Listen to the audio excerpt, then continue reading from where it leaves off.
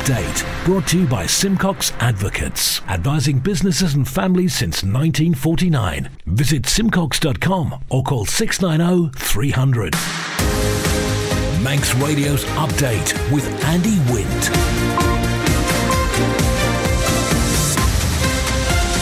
First of May, good evening, it's 5:30. This is Update for Thursday, 31st of August 2023 from Manx Radio. 30 minutes to look at the latest news on the Isle of Man. And background to that news, we've got sport, business, Sea Watch and travel updates on the newsmakers in person this evening. MGP needs more marshals and medical cover to expand. Major works in Douglas Harbour start this weekend. And the problem with starting a private pension on the Isle of Man, the island's longest-serving magistrates has retired, and the new football season's here, but we don't have enough referees. Man Benham for all your business and legal needs. First of all, at 29 minutes ahead of 6 o'clock, the Update News headlines. First of May, Chanel Suku. First of May, an investigation is underway after a case of mistaken identity led to a man being wrongly released from custody ahead of a court appearance today. Steam packet sailings will be unaffected by works to upgrade the King Edward VIII Pier in Douglas Harbour. That's according to the Director of Harbours as the scheme gets underway this weekend. And 8 more referees have been recruited ahead of the start of the new Manx football season, and all fixtures will be staffed on the opening weekend. In international news, junior doctors and consultants in England are to take joint strike action for the first time. They'll walk out for 4 days in September and October. The start of the new academic year is set to be disrupted for thousands of pupils. More than 100 schools, colleges and nurseries in England have been told to shut buildings made from a type of concrete prone to collapse. And the new Defence Secretary says Ukraine is assured of his continued support. Grant Shapps has taken over from Ben Wallace. It's his 5th cabinet post in a year.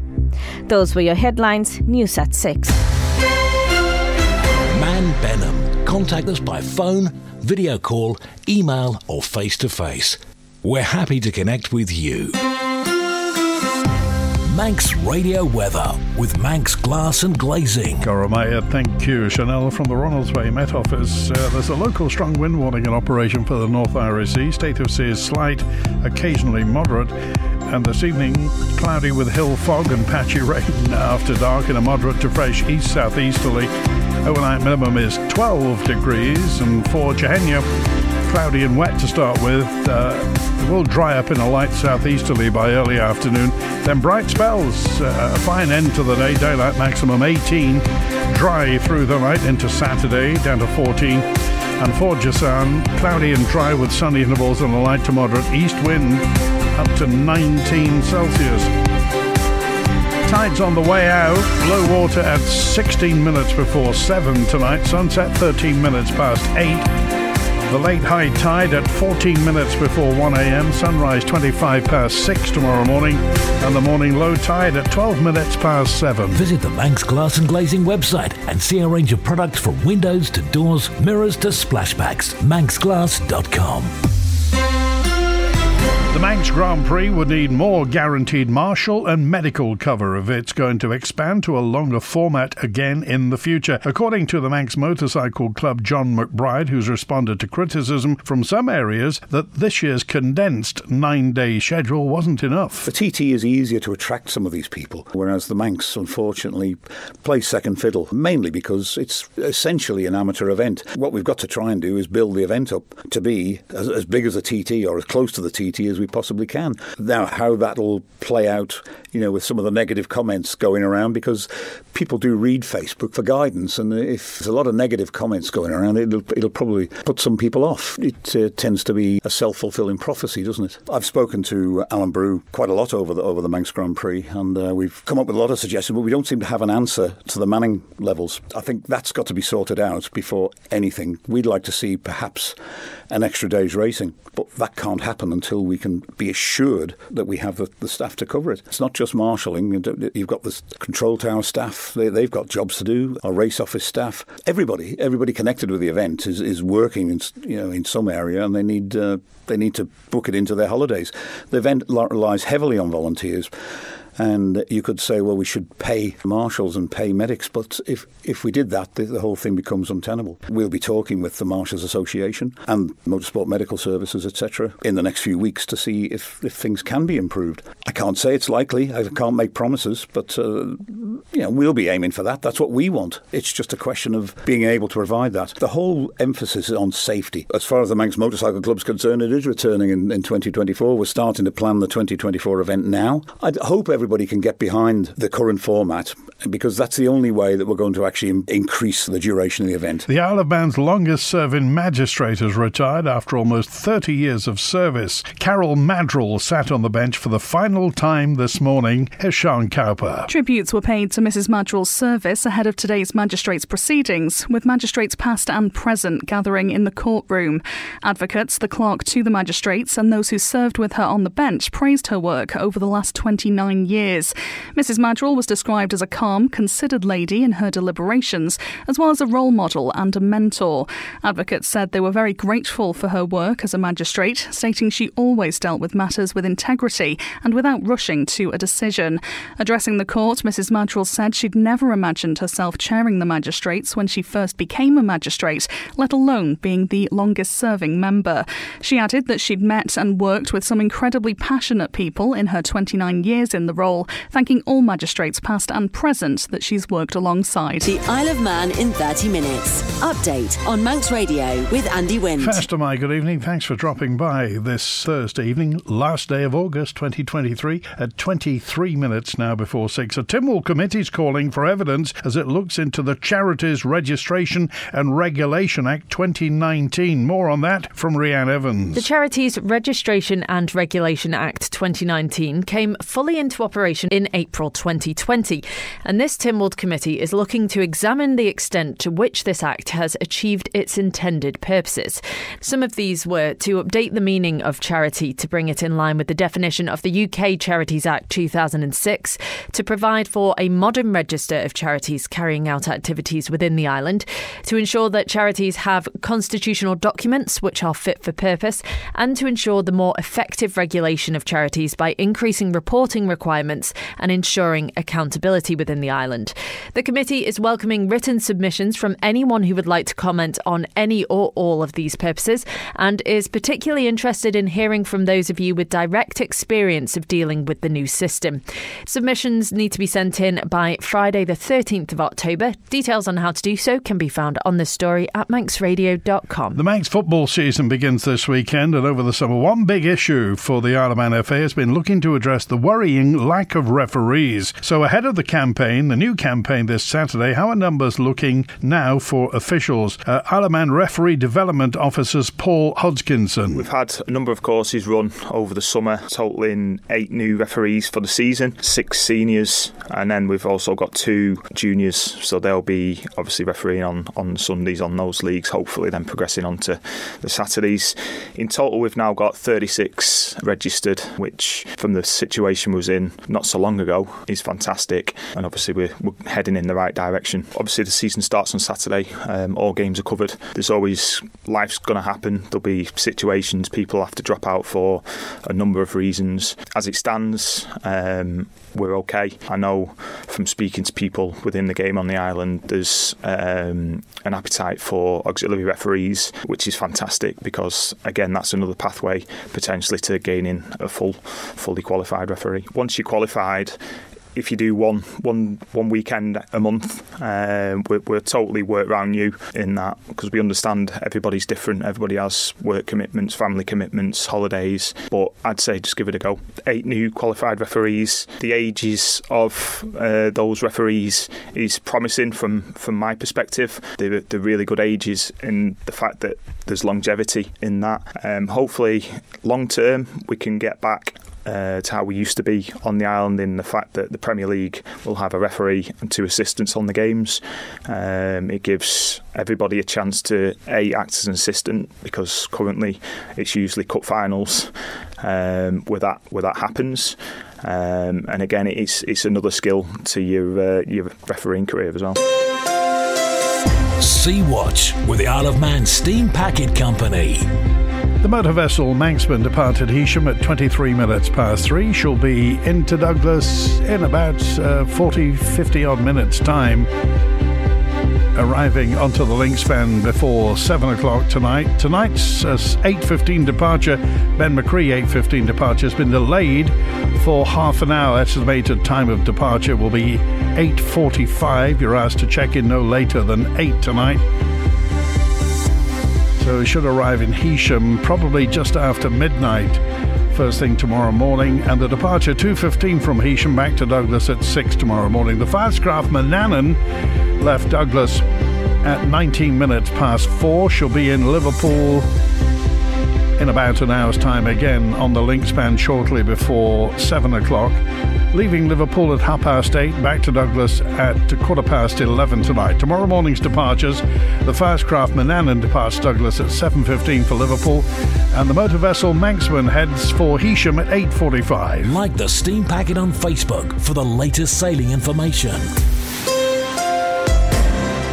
Are people being put off paying into a private pension, something that would seem to be in the government's interest? Well, a caller to Manninline recently raised the subject, and John Moss looks deeper into it. Mark phoned in to tell listeners his son works for a start-up company which at present doesn't have a company pension scheme, so he started looking for a private pension. I talked to an independent financial advisor, and basically for an individual to try and take a private pension out, they would charge £700. So I thought, that seems like an awful lot of money just to take. I'm not belittling the sector, but to go through and say if you're high risk, low risk, or medium risk in terms of your appetite for risk when you come to investment. So I went to another independent financial advisor, and they charged £500.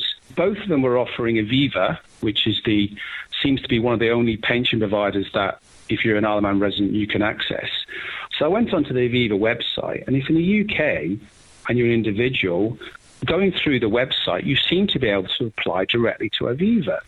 But if you're a Manx resident wanting to take a private pension up as an individual, not a company pension, you have to go through an IFA, and you get charged £500 to £700 from the two IFAs that I called up. At the moment, if you're an IFA, great. You can take £500, £700 of an individual, but it's also put my son off taking a private pension, and he was looking to contribute maybe £150 a month because that's all he could afford. But he thought the cost is so astronomical, he's not going to do it. Manx Radio Business Briefing. At 17 minutes before 6, the UK government announced today that financial services firm Wise Payments had violated Russian sanctions regulations in June of last year. According to the Office of Financial Sanctions Implementation, Wise Payments had itself reported a suspected breach involving a cash withdrawal of £250. It said the funds were made available to a company owned or controlled by a designated person, constituting a breach of the sanctions in place against Russia. OFSI said in a statement that it didn't assess the breach as sufficiently serious to impose a monetary penalty on Wise. And for a full daily market report, go to ramseycrookhall.com. One of China's biggest property developers has become the latest real estate giant to warn that it could default on its debts. This came as crisis hit. Country Garden reported a record $6.7 billion loss for the first 6 months of the year. That's £5.2 billion. Country Garden said in a statement that it was deeply remorseful for the unsatisfactory performance. The announcement adds to concern about the post-pandemic recovery of the world's second-largest economy. Country Garden also announced it had missed interest payments on bonds that were due this month, and is also reportedly seeking to extend a deadline for the repayment of another bond. The firm warned it could default on its debts if the financial performance of the group continues to deteriorate in the future. The Stock Market Report, brought to you by Ramsey Crookhall. UK and European stock markets closed slightly higher after the release of preliminary Eurozone inflation data. The dollar gained as US data showed a mixed picture of the American economy, while the euro was weighed down by a cautious comment from a leading European central bank hawk. Oil rose, boosted by a large drawdown in US crude inventory and production cuts by OPEC+. Gold firmed as the odds of another US interest rate rise were trimmed by data earlier this week, pointing to a slower labour market. And the numbers now from Ramsey Crookall. At the close in London, the FTSE 100 down almost 0.5% at 7,439. The DAX in Frankfurt closed up just over 1/3% at 15,947. And a short time ago in New York City, the Dow Jones Industrial up 0.07%, almost 1/10% at 34,915. The Nasdaq Tech Stocks Index up nearly 0.4% at 14,072. And in Chicago, in the Midwest, the S&P 500 up almost 0.2% at 4,522. In the exchange markets, the British pound sterling is currently trading at $1 26.6 cents, €1 16.7 cents, and 23 South African rand 94 cents. In commodities, gold is down 0.03% at $1,940 per troy ounce, and a barrel of Brent crude up 0.4% at $85.57. You've got an investment plan? Yeah, Mike set it up. But don't you need loads of money to do that? Not this one. It's called Shearwater from Ramsey Crookall, and you pay in monthly as little as £100. So it's like saving regularly, really helping us invest in the future. For a house, or the kids' education. £100 a month? I could easily do that. You should. The sooner you start, the better. Invest in your future with as little as £100 a month. Shearwater from Ramsey Crookall, the island's investment specialist for 75 years. Call 717171 or visit ramseycrookall.com. Licensed and regulated by the Isle of Man Financial Services Authority. A major engineering project to upgrade the King Edward VIII Pier in Douglas Harbour gets underway this weekend. The scheme will see alterations made to accommodate for the steam packet's new boat. Manxman, Director of Harbours David Guberman, says most of the work will be done in the water, shouldn't really impact the public. The works taking place are quite significant. We won't see much on the outside, but there's a lot of work going actually inside the pier and beneath it as well, which you won't see. Basically, we got the Manxman coming into town, a new vessel. She's slightly larger, slightly wider, designed to fit in the harbour. We always knew that. Part of the 2018 strategy realised at some point the Benman could be replaced with a larger vessel, so we've been planning for this for quite a while. Basically, we've also the Manxman's significantly larger than the Benman she's replacing, higher side loading in a southwesterly wind, which is a predominant wind across here. So at the moment our bollards are rated for 35 tonnes at the moment. We're going to put 100-tonne bollards on there. That's the ropes to tie the vessel up to. That will reduce any risk to the vessel. It'll also reduce any damage to the pier. It's something that's been planned for a while. So those are the main changes. And also with the vessel being slightly longer, we're going to be putting a dolphin on the end of the pier instead of extending the whole length of the pier. It's cheaper and easier and simpler to put a dolphin and a big steel pile in there, and that will enable the vessel to be able to tie up because it's about a little bit longer. Update brought to you by Simcox Advocates, advising businesses and families since 1949. Visit simcox.com or call 690 300. Manx Radio Sport. Fast am I, Rob Pritchard. Fast am I. Good evening. In cycling, it was another positive outing for Manxman Tyler Hannay's Samparan squad out competing in Belgium yesterday. Hannay was part of the 7-strong squad which contested the Muir Classic Gerardsbergen throughout Wednesday. Although Hannay himself didn't finish the contest, 2 of his fellow squad members got some more important points on the board, finishing inside the top 10. Harry Birchall finished second, while Zeb Kiffin continued his strong recent form, crossing the line in 10th. Hannay's fellow Isle of Man competitor Tom Mazzoni is also with the Samparan setup, but wasn't involved in the team at this week's race. Meanwhile, in golf, and Anna Dawson has recorded a strong start on the first day of her return to the Ladies European Tour earlier today. Dawson managed par overall on day 1 of the KPMG Women's Irish Open, being held at Dromoland Castle from today until Sunday. Despite recording bogeys on the 1st, 6th, 10th and 18th holes, the Peel-born competitor made up good ground on the back 9 of the course. She secured birdies on the 15th, 16th and 17th. Meanwhile, play is still ongoing for a number of the competitors today. This tournament marks the 10th appearance for the 23-year-old on the tour, having turned professional at the start of the season. Dawson's previous appearance on the tour was back on the 20th to the 23rd of July in the La Sella Open in Spain, where she finished tied 72nd overall. And finally, motorsport fans can get a taste of more racing action out on the sands in the west of the island this evening, which will be in aid of a local cause. Ramsey Motorcycle Club's Peel Beach Race will take place at 7 p.m. tonight, with a series of 6-lap races on the shoreline featuring both solo and quad bike classes. What's more, the event will be helping to raise funds for the RNLI. Competitors' entries are open now under statutory ACU regulations and is open to those aged 15 and over, licence permitting. Spectators will be able to watch for free from the Peel Promenade Walkway. Manx Radio Travel, driven by Quayside Tyres and Service Centre. There is one delay at Ronaldsway later, but currently inbound next is the 10 to 8 Loganair from London City showing on time. The 5 to 8 Loganair from Liverpool is showing on time. It's the 5 past 8 EasyJet from Manchester delayed until 5 past 10 tonight. And the last inbound is the 25 to 9, last scheduled inbound is the 25 to 9 EasyJet from London Gatwick. So just be aware of that. Manchester inbound tonight at 5 past 10. Outbound 6 o'clock Loganair to Liverpool, that's on time. The 8:35 EasyJet to Manchester is delayed and it won't be going out until 20 to 10. And then it's EasyJet's 5 past 9 to Gatwick showing on time. On the roads, junction of Church Road, Harbour Road and Groudle Road closed in Unken for gas main work. Near Foxdale, the Garth Road's closed between Foxdale Road and the Tossaby Road.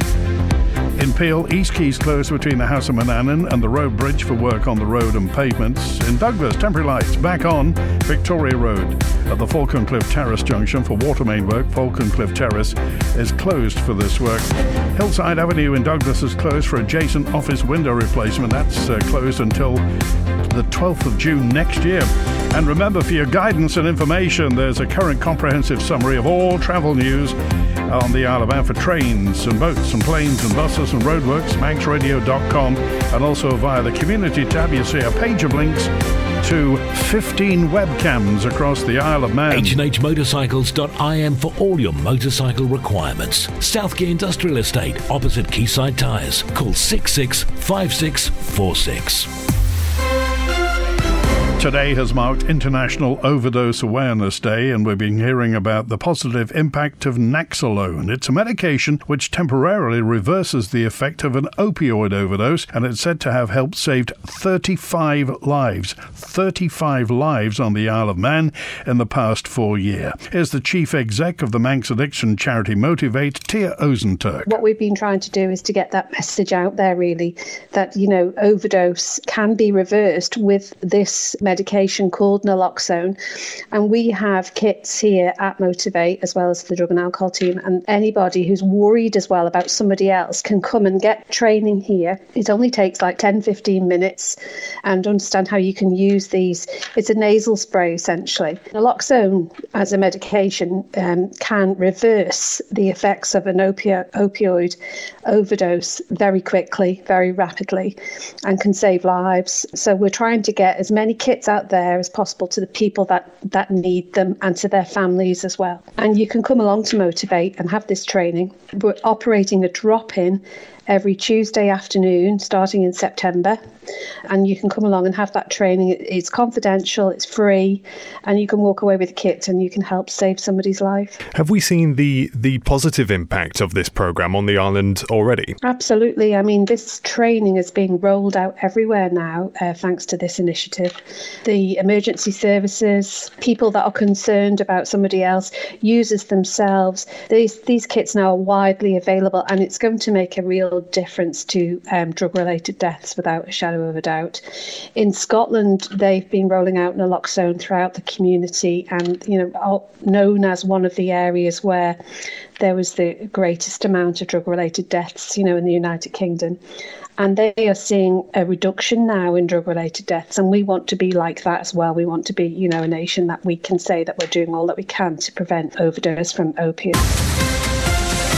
Update. Brought to you by Simcox Advocates. I'm Andy Wint at 6 minutes before 6. Remember, the schools go back next Wednesday, the 6th of September. I know you're holding your breath. And single-use plastic is outlawed 7 weeks today on Thursday, the 19th of October. Local ultramarathon runner Oren Smith is on another mission to raise money for charity by pushing his mind and body to the limit. Next month, he's going to battle the Tour de Gent to raise money for cruise bereavement, taking place in the Italian Alps. It's 330 kilometres long and takes in more than 24,000 metres of elevation. Oren says athletes have 150 hours to do it. There's two unknowns. There's one, the elevation. That's insane elevation for what I'm used to, especially training on the Isle of Man. And the other one is how I'm going to deal with the altitude. And recently they've had a heat wave, but it seems like that's changing now, so hopefully that's not going to be a big deal as well. And you're raising money for cruise bereavement. Yeah, what made you pick that charity this time round? During the course of the year I've been away quite a bit, and one of the events I was away at was the Welsh 1000s, and when you go away to that you get the option to kind of camp out at the finish, if you get me, and then get shipped off to the start. So we're doing that, and we were getting shipped off to the start, and there was a man sitting next to me who was really chatty, really nice. He told me that he was raising money for a charity. It wasn't cruise bereavement, it was another charity, but a similar one. And then he told me his story why, and it just it hit me quite hard. I'd already gotten into this race, and I knew I still I wanted to raise some money for a charity, do you know what I mean? So I can it just feels less selfish to do that. And I was still trying to think of, there's obviously lots of worthy charities out there, but his story and what he's telling me, I got back, I was chatting with Nikki, and then she told me about cruise bereavement, and then from there I kind of did a little bit of research and then got in touch with Mary at Cruise Bereavement, and that's how this kind of came about. That's it for Update Tonight, compiled from the resources of Manx Radio's news department. Thanks to newsreader Chanel Suku, producer Rhiann Evans. After the news at 6, Mike Buttles here with part 1 of the MER at 130, the greatest hits with Chris Kidley at 6:30, a little light music with Morris Powell at 9, and Rhiann back with a late show after hours at 10. I'm Andy Wint, back tomorrow at 5:30. WINT